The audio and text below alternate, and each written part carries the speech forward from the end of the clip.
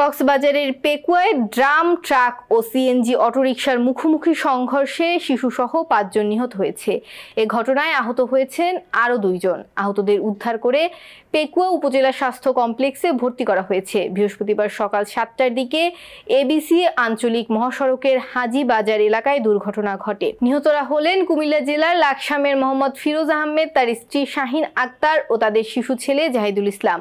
পেকুয়া উপজেলার টইটং ইউনিয়নের অটোরিকশা চালক মনিরুল মান্নান ও মগনামা সোনালী বাজার এলাকার আব্দুর রহমান। প্রত্যক্ষদর্শীরা জানায়, সকালে পেকুয়া থেকে যাত্রীবাহী একটি সিএনজি অটোরিকশা চট্টগ্রামের দিকে যাচ্ছিল। সিএনজি অটোরিকশাটি সকাল ৭টার দিকে এবিসি সড়কের টইটং ইউনিয়নের হাজীবাজার এলাকায় পৌঁছলে বিপরীত দিক থেকে আসা ড্রাম ট্রাকের সাথে মুখোমুখি সংঘর্ষ হয়। এতে দুমড়ে মুচড়ে যায় সিএনজি অটোরিকশা। ঘটনাস্থলে মারা যায় একই পরিবারের ৩ জন সহ ৫ জন।